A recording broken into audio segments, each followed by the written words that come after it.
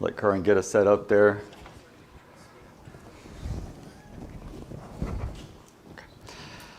So I got a new truck this weekend, and it's a Honda Ridgeline, and one of the interesting things about them is they have the bed, but then they have a trunk in the bed. And I let Bennett get in there because I knew about it, and I was going to see if he knew about it. But on the inside is a little emergency exit button that you can press. If you get locked inside, you can press that and pop out. And he found it right away. But I went back and looked at the manual, and this is what I want to tell you, because I want to say some engineer at Honda has a good sense of humor, because it talks about that button, but in the note it says parents should consider if they want to tell their children about this feature. So I haven't told Barrett or Caroline yet, so that way if I get a little tired of them for a while, I'll put them in the spot and they can't get out for a while. All right, Nehemiah 1. Let's see if we're set up here. I asked this last week. I want to check for understanding again. What's our purpose of this class? Everybody remember? We're only 2 months into class. I'm going to keep asking. Facilitate a sharing amongst ourselves of how selected Bible characters and we ourselves today consider the choices and decisions we make. It's important that we remember the purposes for our classes, and maybe sometimes we approach a class and it's just like, well, we're just going to study the Bible. And that's very generic to me. I often think of Peter, maybe Hebrews, for some reason I'm going blank on it, where he talks about, actually it was Hebrews, where he talks about Melchizedek and says, I need to talk to you about Melchizedek, but I can't because you still haven't learned the basics. So if we're kind of forgetting our purpose in this class, or any class, and if we're forgetting our purpose of what we're doing, then how do we expect to grow? Right? How would we expect our congregation to grow if we forget our purpose?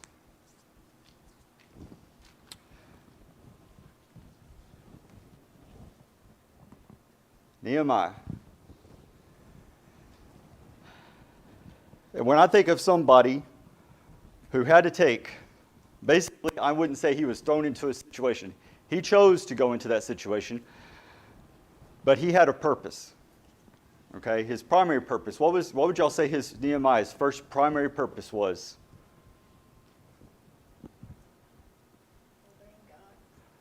Okay, more specifically. Thank you, Heather. Build a wall. Now, there's more things that Nehemiah did after that wall, but did he lollygag when it came time to build a wall? Mr. Bolin, Miss Bolin say no, or shaking their heads no. No, he didn't.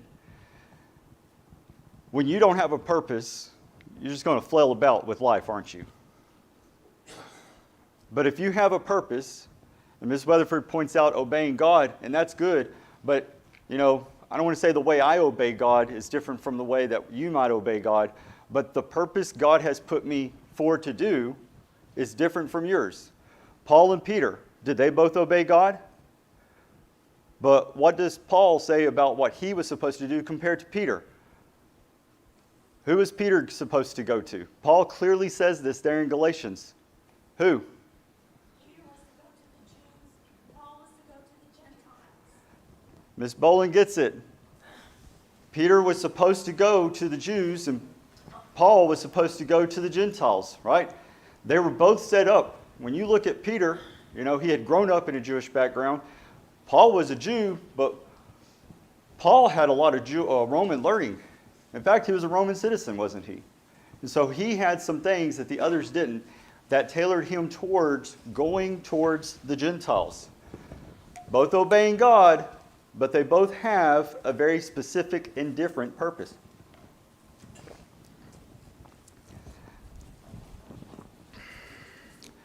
When the people there in Jerusalem, okay, here they are. Jerusalem has been without walls for decades. There have been several groups of the Jews that have gone back And they have basically lived without walls for generations. Now, everybody understands what a wall back then meant. Shake your head, yes. Everybody got it? Yes. Protection. Thank you, Patricia. Protection. Ownership, right? Maybe I would say, and I don't know exactly how to say this, I don't want to say national pride, but, you know, if you're the guy that doesn't have a wall compared to all your neighbors who do have walls, something must be wrong with you. You can't even take care of the basic necessities of protecting yourself. But think about all those Jews who have been living without a wall, without a national identity.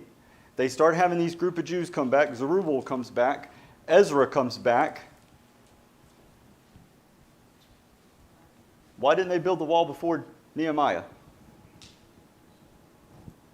I don't know. Maybe they all had different purposes, right? Maybe they had a generic, well, we're the Jews, we're supposed to worship God, but they didn't get it to a specific earthly mission of repairing that wall until Nehemiah shows up.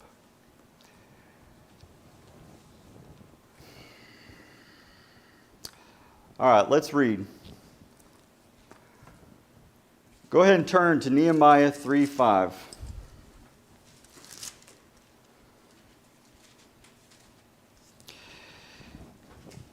So Nehemiah, he hears about the walls that are broken down. And when you read through the first two chapters, right? It says that on the first chapter, he spends a little time praying to God about these broken walls. Okay? And then an opportunity comes along. He's the cupbearer to the king. And what does the king notice about Nehemiah? He was sad. He is sad. Okay? And he's like, why are you sad? And that's when Nehemiah says, how can I not be sad when the walls of my native country, of my native town, well, I didn't know if he was born there or not, but they're torn down, right? And this is a little side point. Talking about decisions, and well, especially decisions. I wonder if Nehemiah intended to actually go back and rebuild the walls. Right? Obviously, he spent some time in prayer to God, but I don't know if he was really making plans until the king came up and said, why do you have a sad face? And then Nehemiah realized the opportunity and made a decision to say, send me back, I want to rebuild the walls. It's been my experience, you know, and then what Nehemiah is proposing to do is a major undertaking, right? Trump in 4 years couldn't finish a wall. Nehemiah did it in 50-something days. He's taking a huge undertaking. So I don't know if all during that time that he was praying to God, you know, he was preparing his attitude, saying, here's what I'm going to do. I'm going to go approach the king. Or if he was just praying to God, God, let something be done. And then when he saw the opportunity, his heart and attitude were prepared to take it. But the point for us is, it's like I tell my guys, a decision is not just an event that happens. It is a process that you have to do the whole process in order to be successful. If you have not taken care of the front end of the process, which is preparing to make the decision point, then when you come to that decision point, you're going to be lost. And you're going to make you're going to make an emotional decision. And emotional decisions often lead to wrong results, or the results you don't desire. A good example of this, are you preparing yourself for somebody ask you, where do you go to church? Or why do you believe this? Or you see an opportunity to help somebody.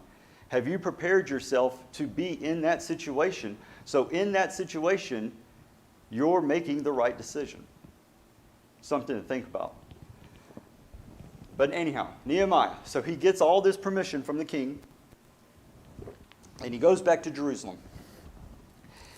And he tells everybody, hey, we're going to rebuild the walls. I want you to think about that for a moment. Again, what have these people not been doing since they've lived here? Not build a wall. Now here comes this new guy who's saying, everybody get ready. We're going to go rebuild that wall. Think about how they're feeling right now. You think there are different feelings amongst the different groups? You think some people are like, yeah, let's go? There's at least one group, though, that they don't put forth. The Bible says this in chapter 3, verse 5. Next to them, the Tekoites made repairs, but their nobles did not put their shoulders to the work of the Lord. Now, if you read through the whole chapter all the verses of chapter 3, it talks about the different groups that are building different sections of the wall. And Scout, when he talked about Nehemiah several months ago, he talked about, he had that little diagram of the wall, the picture of the wall, and he talked about the different sections that each group rebuilt. But here are some people, the nobles, who did not put their shoulders to the work of their Lord. Now, take this application how you will, whether it be church or work or life. But my rule of thumb, and I know y'all have heard this said because I have said it, I think, in the very first class, is the 80-20 rule. Everybody, some people familiar with that 80-20 rule? 80-20? Okay. 20% of the people are going to do 80% of the work. Sit back for just a moment.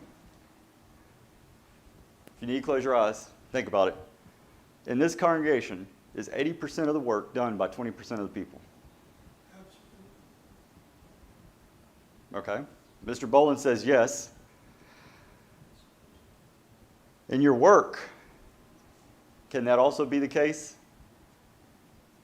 Yes. It also goes on the reverse end. The 80-20 rule, it doesn't apply just to work, but it's basically 80% of the results come from 20% of the effort. You could also look at it, 80% of your problems come from 20% of your people. I definitely see that at work. So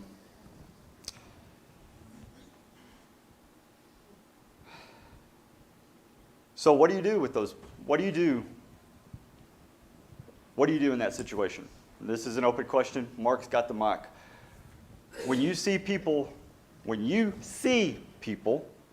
not working, whether in church, work, civil organizations, how do you feel? What do you do? How do you respond? Got Heather and then Mr. Boland. I think a lot of it's about expectations. If you know that only 20% of whatever group you are a part of is going to put out the majority of the work, then you don't get as frustrated when you see people not working. But then when you see those people not working, you find a job to give them. If you're one of those 20%, you find something that you know they're capable of. It's a good opportunity to look for the talents that God has given other people and help them see what God has blessed them with to become a part of that group. And just knowing that that is a general group dynamic kind of keeps you from getting frustrated. Because reality, you're never going to get 100% of the people doing all the work. It's just not going to happen. So if we can keep that in mind, then we can move forward and work with what we have. Okay. Good point on group dynamics, Heather. Something I think not only in the church, but everywhere, people forget the group dynamics and how the group is going to work because it's a group of humans and we all have a natural trait. Mr. Boland. Well, excuse me. Well, first of all, I think we need to do it by example, do it ourselves, and then we need to encourage those that are not doing it. It's the old saying, and it's not just this congregation, but it's all churches today. Coming and sitting in these pews doesn't make us a Christian any more than standing in the garage makes us a car. So we got to get involved. We need to get involved. And we will answer for it in the end. If we just think, well, let somebody else do it all the time, God will hold us accountable for that. And talking about Nehemiah building the wall, Nehemiah did not build the wall himself. He built it with other people. And I've always heard management described as getting things done with and through other people. Katrina next.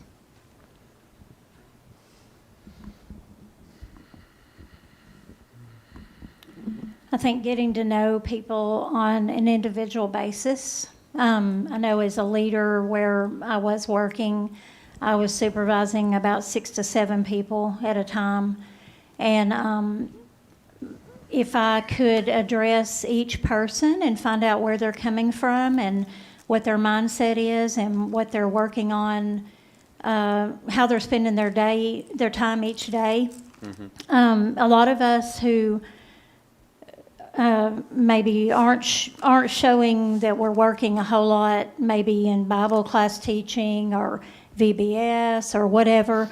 We may be doing other things in our daily life that you don't see. And so looking at each individual and what their strengths are and where their talents are, how they're using their time, and trying to be encouraging and supportive of them. All right, John over here. A good point, Katrina. You're kind of hitting on one of the ones I'm going to make in a moment. You're fine.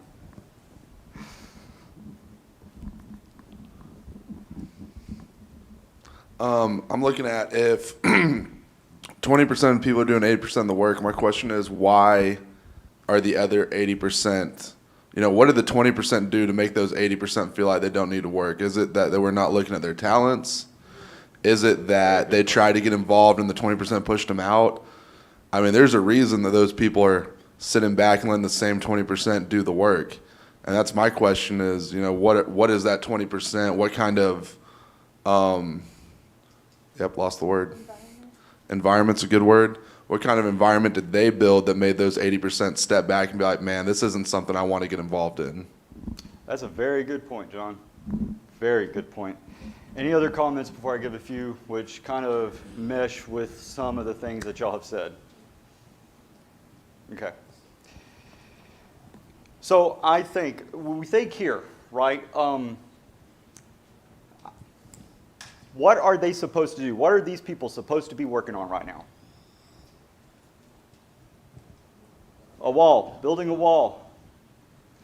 That's very clear results, right? The wall was here yesterday. It's higher, it's higher, it's higher. You could see it. If it's not getting higher, obviously something is wrong and needs to change. So when we talk about church work, sometimes we fail to define what are the results we're looking for. We leave it very generic. Do the work of the church. Please God. But we don't define what are the exact works. And when we don't define the exact results we're looking for, and the exact works that we're going to use to attempt to get those results, then the 80% are going to be confused and not know where they can fit in. So I think sometimes we need to recognize that there are different ministries, right? I have never seen a guy yet who goes and does the nursery Sunday school. Maybe he exists out there. It will never be me. But that's an example of a different ministry. Ladies, your talents, strengths, temperaments are probably better suited to that than at least mine would be. I speak for myself, but I guess since I've not seen any other guys doing it, it's kind of not a cultural thing, but a guy thing, I guess, maybe. What about prison ministry? Right? Prison ministry, that's just a group of guys down there. I don't think they have ladies down there because I've never seen any of the ladies on the prison ministry list, right? So whether a lady was talented or had the talents to go into the prison ministry, it's something that there's a rule that doesn't allow us to go in there. What about Pinnacle?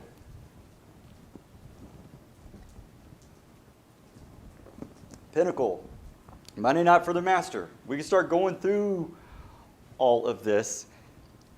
If we don't have clearly defined work or results that we're achieving to say these are why we're doing these works, I think that's one reason why we sometimes don't get the 80% engaged.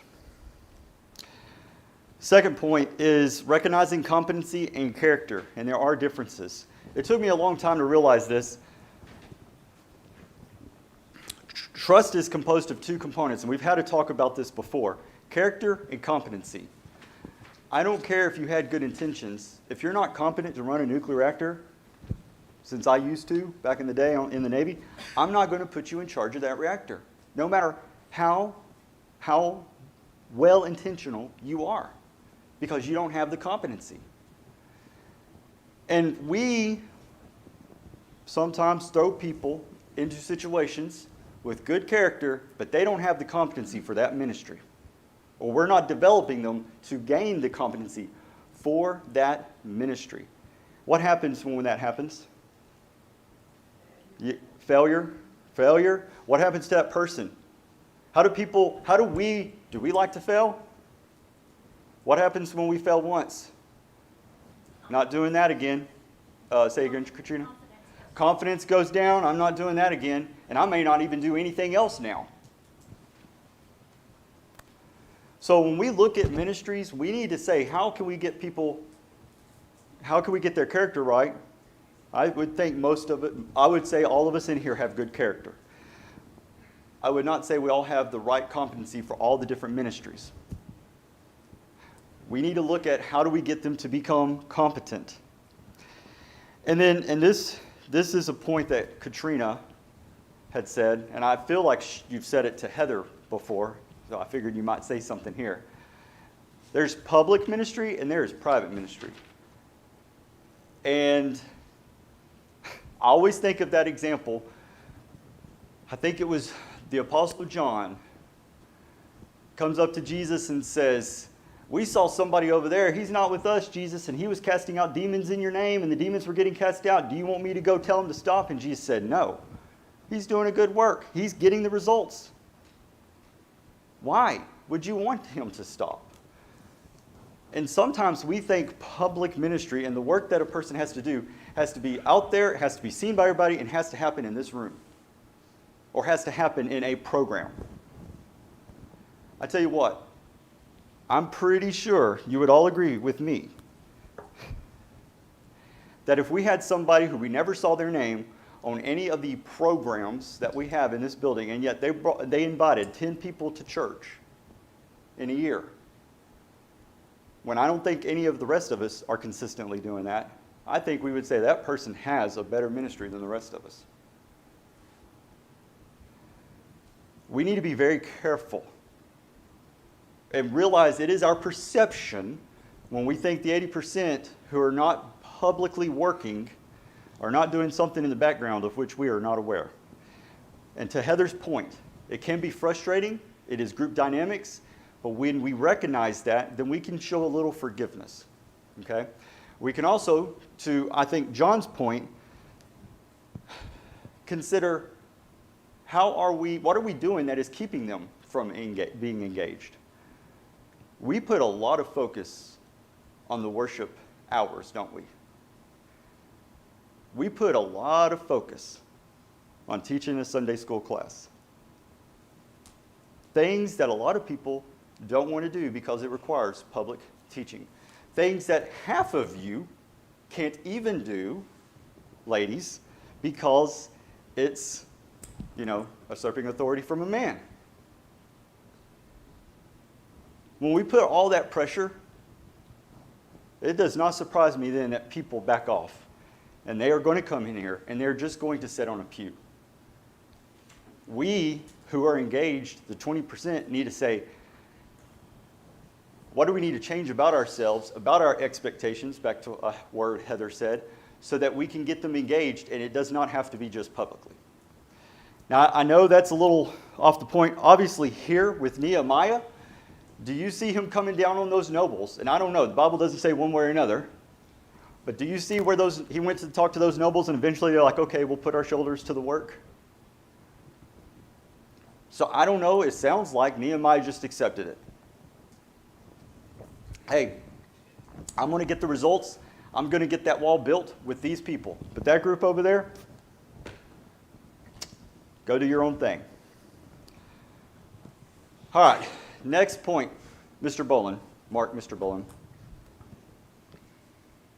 And for the next point, y'all go ahead and turn to chapter 4 if y'all want to prep there. How many of us are Nehemiahs that we build personal walls around ourselves and won't allow others to approach us or to communicate with us, and they're not willing to communicate to themselves? That's a good point.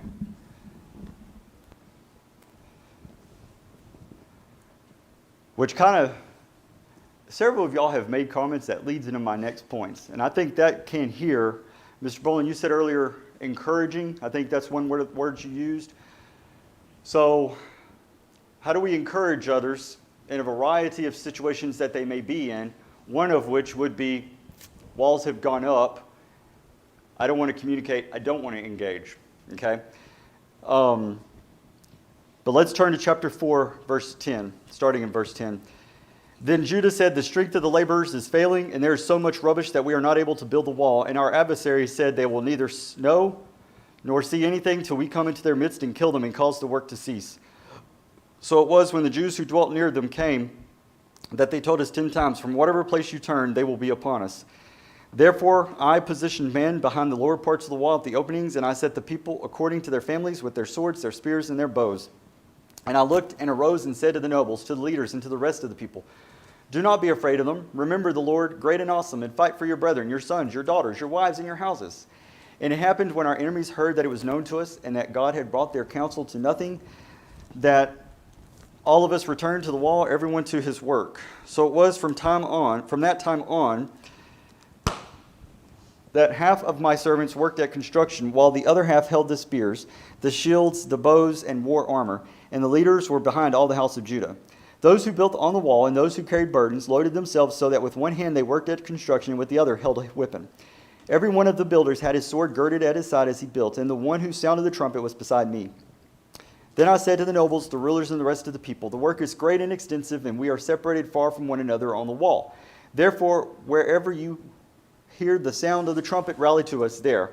Our God will fight for us. So we labored in the work, and half of the men held the spears from daybreak until the stars appeared. At the same time I also said to the people, let each man and his servant stay at night in Jerusalem, that they may be our guard by night and a working party by day. So neither I, my brethren, my servants, nor the men of the guard who followed me took off our clothes, except that everyone took them off for washing. My kids would probably like that last verse. Okay. The people are discouraged. Verse 10, they see this work that's going on and they're getting tired. Have you ever worked and maybe you're making a little progress, but it's not the progress you were thinking you'd have? And that you look around and there's just a huge elephant that you got to eat. And taking one bite at a time is getting tiring. Okay? And you can imagine if they're building this humongous wall in 53 days, which they don't know that at the time, right? But they're going, I'm sure these guys are tired. But then, so there's that internal work struggle. Okay? The work itself is difficult. There's so much rubbish. But what do they have externally? Threats from their enemies. So now not only are they exhausted, but they have a threat from outside. They're concerned. Okay? And the people come and they say to Nehemiah, we're getting tired. There's so much to do. We could be attacked. Now, does Nehemiah say, oh, just trust God, get back to work? No. But do we sometimes just say that? Do you sometimes tell yourself that? Well, yes, trusting God is right. But what does Nehemiah actually do here? He says some things. First, he acknowledges the danger. Right? He doesn't say, okay, hey, everybody get back to work, trust God, it'll be okay. He acknowledges the danger, by changing how they are doing things. One of those things is now everybody has to carry a bucket in one hand and their weapon in another. Now, and also he now has them in shifts. One shift is standing guard while the other shift works. What did Nehemiah just do with his workforce? Is he going to get as much done as he was? He just split his work capacity by 50%. That's a pretty big commitment to say there is a danger, but I am taking action and I am committed to getting you through this danger. Okay? Yes, we're going to trust God, but we're going to take some precautions, some physical precautions to protect ourselves. Now, so he does that. But he also does something else. He says to leaders there in verse 14, do not be afraid of them. Remember the Lord, great and awesome, and fight for your brethren, your sons, your daughters, and wives, and your houses. He brings the vision back. Hey, guys, we're going to trust in God by everybody, half of you, we're going to hold your spears, and the rest of you, when you carry your bucket, hold your weapon in your hand. But don't forget what we're doing. We are going to build this wall. We are going to fight for Israel, and God will protect us. He encourages them by bringing them back to that vision. He also prepares them for facing a potential conflict. And nowhere in Nehemiah do we see where the enemies actually come and attempt to attack Nehemiah in Jerusalem. But he's still prepared for that potential attack, right? Verse 15, and it happened when our enemies heard that it was known to us and that God had brought their counsel to nothing, that all of us returned to the wall, everyone to his work. And then 18, every one of the builders had his sword girded at his side as he built, and the one who sounded the trumpet was beside me. Again, he's doing something. He's addressing these concerns. He's not just telling people, hey, it's so good to see you. If you need anything, let me know. He's actually doing something.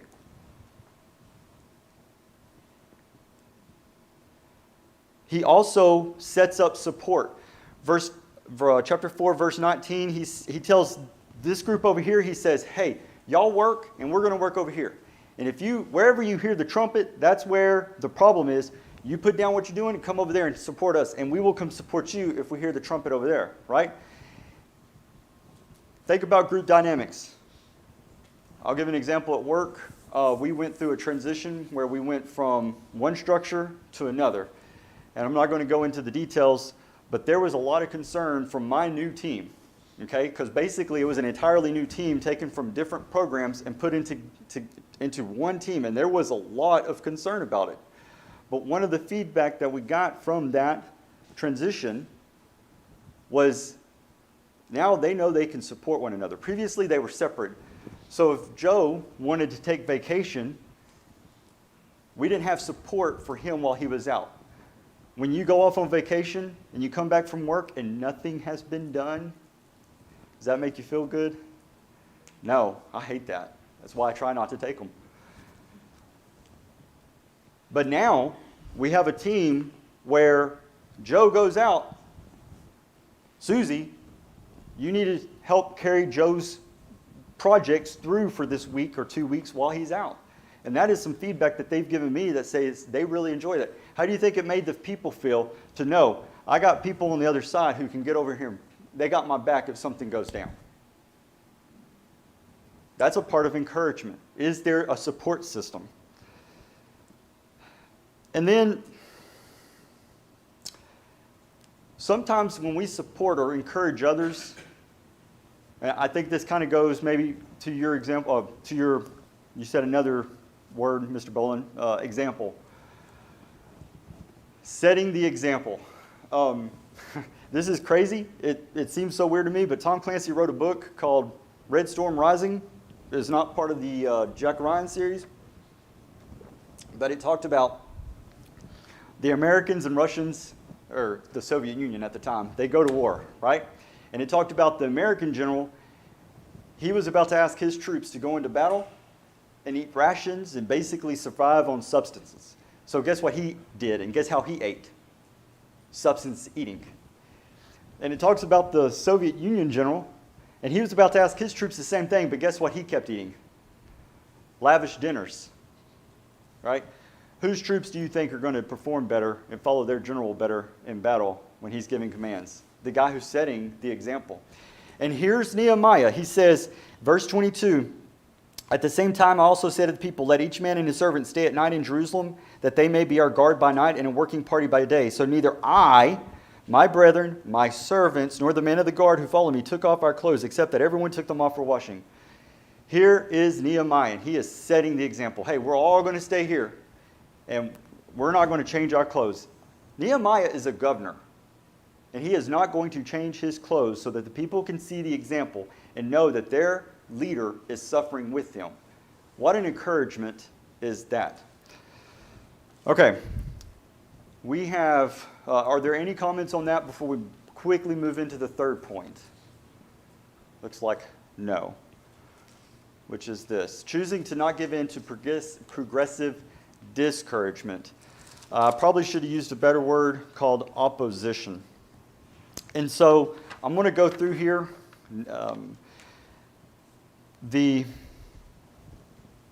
Excuse me.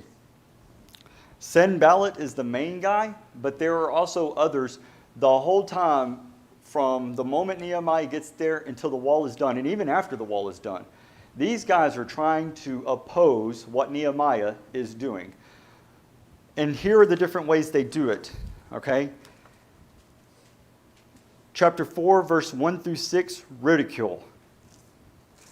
Nehemiah comes up. He announces what he's going to do. I'm here. We're going to rebuild this wall.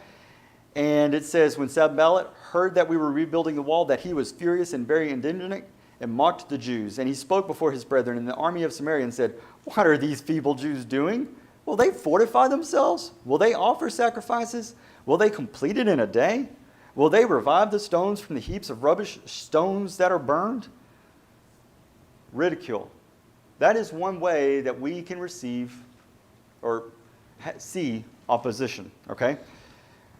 You go down a few verses later, verse 7. Now it happened when Sanballat, Tobiah, the Arabs, the Ammonites, and the Ashdodites heard that the walls of Jerusalem were being restored and the gaps were beginning to be closed, that they became very angry, and all of them conspired together to come and attack Jerusalem and create confusion. Threats. Threats, okay? Like I said earlier, we don't know if, I don't think Jerusalem was ever actually attacked, but there's at least that threat, and the people believed that threat. Okay, they were impacted by that threat. Verse 10. Okay, now we don't have Sanballat himself saying this,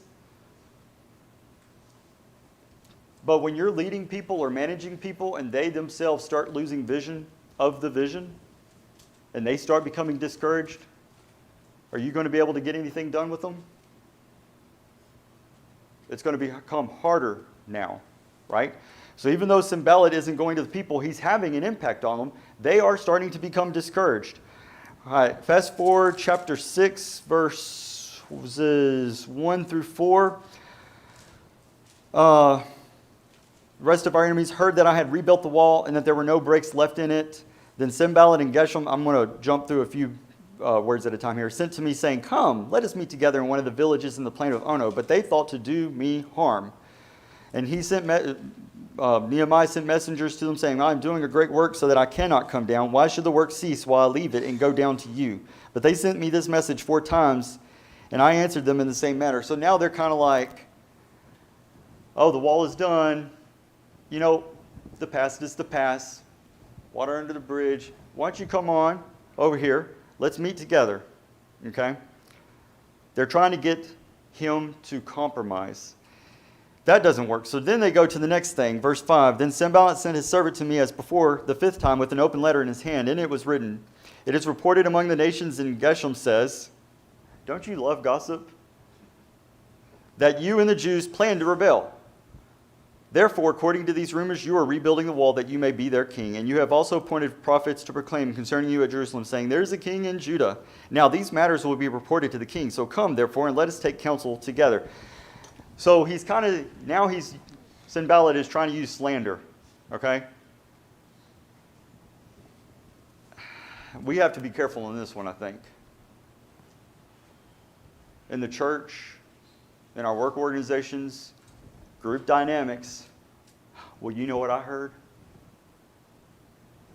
So-and-so told me that. So we probably need to pause and think about this one right here. You know, it might not be outright slander. It might not be public. But when it's private, that starts putting an attitude in us about that individual that then becomes public in how we treat them. Okay.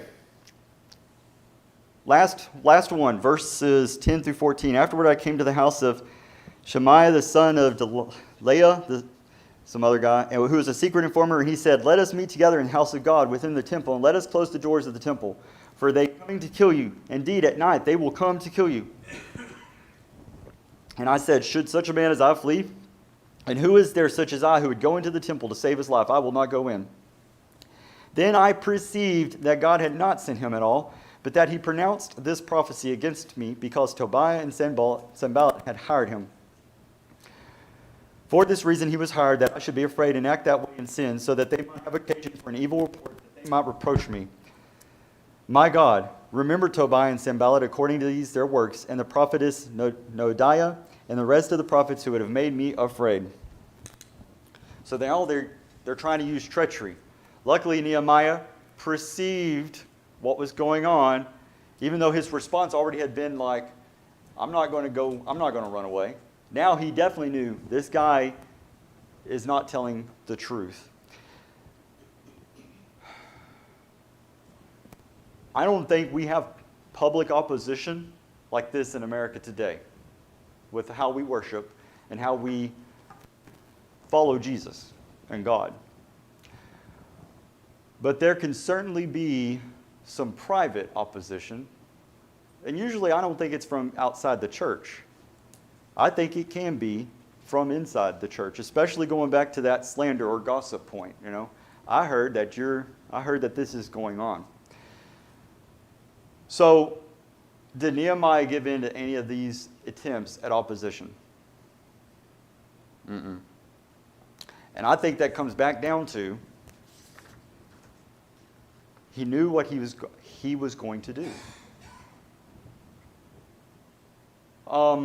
James, I think it is, talks about pray for wisdom and you'll receive, because we don't want to be like children tossed to and fro concerning every wind of doctrine. When you don't know what the results you want in life are, specifically, you don't have an idea of how you're supposed to serve God specific to you, I do think you're going to give in to the opposition like this. My encouragement to all of us, know what God wants for you to do, you specifically. And it is not just coming in to sit in a pew. It may not be public. It may be private. But I guarantee you, there is some type of work suited to your talents, suited to your competency, best suited to your character, that God is trying to tell you to do. When you know that and you put that as your mission statement to do for Him, you're going to have a lot easier time being encouraged and encouraging others. You're going to have a lot easier time when opposition comes, staying true to what you're trying to do, just like Nehemiah was. And then when you see others who are not failing at their work, but others who you perceive are not working in the same thing as you are, maybe you can better help them to align where their strengths could be used to do the work. All right, we have just another minute. Any comments on Nehemiah before I show next week's points? We got Wade over here, Mark.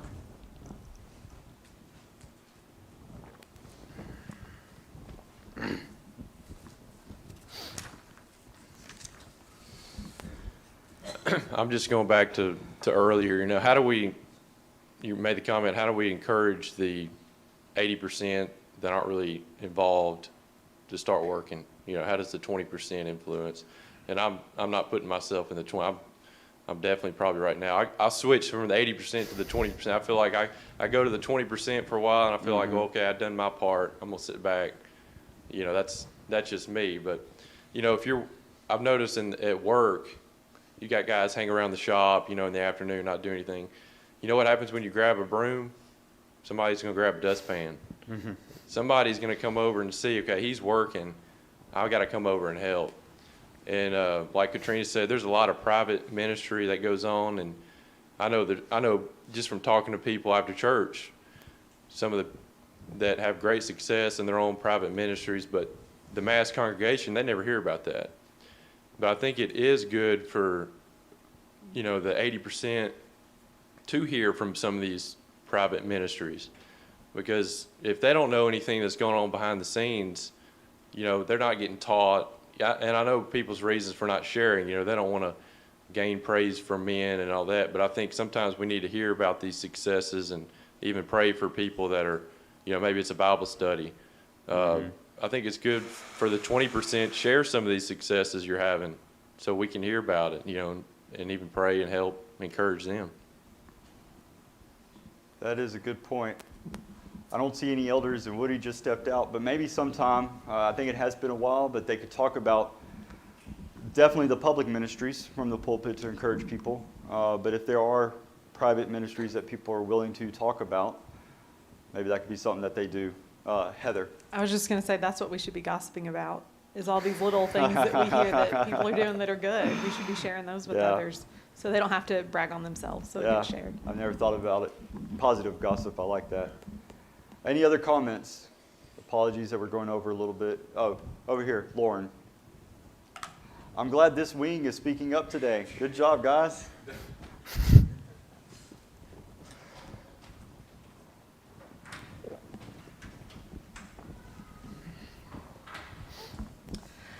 Going back to how we can encourage those who are discouraged, I think it's also important to go back to how you know the individual and how everyone is encouraged differently. How my mom is encouraged is definitely not how I'm encouraged. I think a lot of people want to just go give someone a hug and a pep talk. For me, if you give me a hug, I hate being touched personally, and it does not comfort me. But, if my mom is discouraged, I know that a hug comforts her, so I can encourage her by giving her a hug. For me, if you send me a very sweet letter in the mail, like Miss Doris and Miss Ruby, Ricky, they've all sent me very encouraging letters if they've seen me down at church or whatever, and that comforts me and encourages me more than if you want to come give me a hug and a pep talk. So I think it's important to remember that you can encourage in different ways, and some people are better encouraged in different ways. Very good point, Lauren. So don't hug Lauren today, y'all. Zacchaeus. Points here. Jesus met with all sorts of sordid people. Are we doing that? Zacchaeus chose to see Jesus and decided to do what he could see Jesus. Think about a guy short in stature having to climb a tree to see over the crowd of people to see Jesus. I mean, probably a little embarrassing, but he didn't care. He wanted to see Jesus. Choosing to change our ways. Now, the commentaries will say when you look at Zacchaeus where he says, hey, if I've taken anything wrongfully, I restore fourfold, that he's repenting of what he has done in the past in that very moment. But obviously with Zacchaeus, we see choosing to change our ways. Look at the Pharisees. What do when they see Jesus hanging out with Zacchaeus? They're good people. Pharisees are the religious people, and yet they're complaining about sinners. Question for us is, when we are good people and we start complaining about others, are we acting like those Pharisees? And then finally, I want you to think about this. The whole time, here's Jesus. Everybody in Israel knows who Jesus is. Everybody in Israel knows everybody else wants to see Jesus. Here's Zacchaeus, and what is the crowd doing? Keeping him from seeing Jesus. But here's the tree. And the question is, are you going to be like that crowd? We all see Jesus here. We see Jesus. Are we preventing others from seeing Jesus so that they have to, or are we like a tree? That tree that can look above and say, climb up me, and here's Jesus. You can see him. Think about that question. Read up on Zacchaeus, and we'll talk about it next week. Y'all have a good week.